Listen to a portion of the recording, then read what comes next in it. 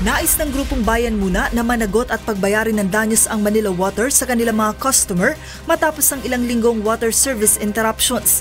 Sa 21 pahinang petisyon na inihain ng grupo sa Metropolitan Waterworks and Sewerage System kanina, hiniling ng mga ito na wag nang pagbayarin sa tubig ngayong buwan ang naperwisyong mga customer ng Manila Water.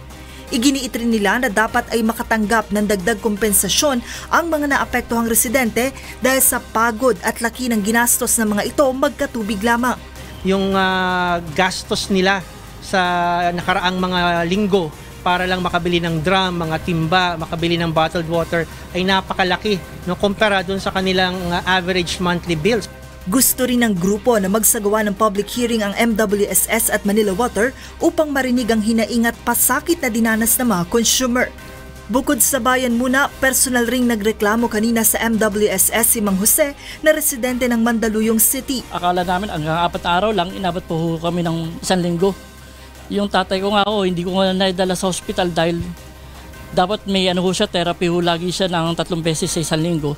Ang nangyari, hindi ko nadadala dito sa may Polymedic, pati ang Polymedic wala rin ng tubig. Ayon naman kay MWSS Chief Regulator Patrick T., pag-aaralan nila ang mga batayan ng inihaing petisyon.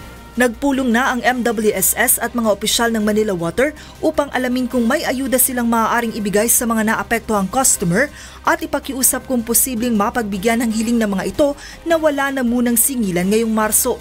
Pinag-usapan din ang posibilidad ng refund sa mga customer pero kinakailangan pa nila itong dumaan sa masusing proseso. Kasi di pa natin sigurado, ayaw kong sabihin na guilty sila. Baka sabihin naman ng Manila Water na prejudge na sila.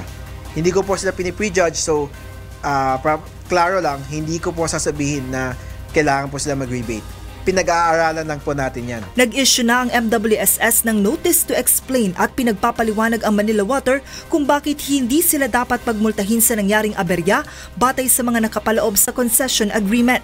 May 5 araw ang Manila Water upang magsumite ng kanilang tugon dito. Target ng MWSS na madesisyonan sa Hunyo kung pagmumultahin ba o hindi ang Manila Water. Hindi pa nagbibigay ng pahayag ang Manila Water ukol sa posibilidad ng penalty at refund. Joanna Nano, UNTV News and Rescue, Quezon City.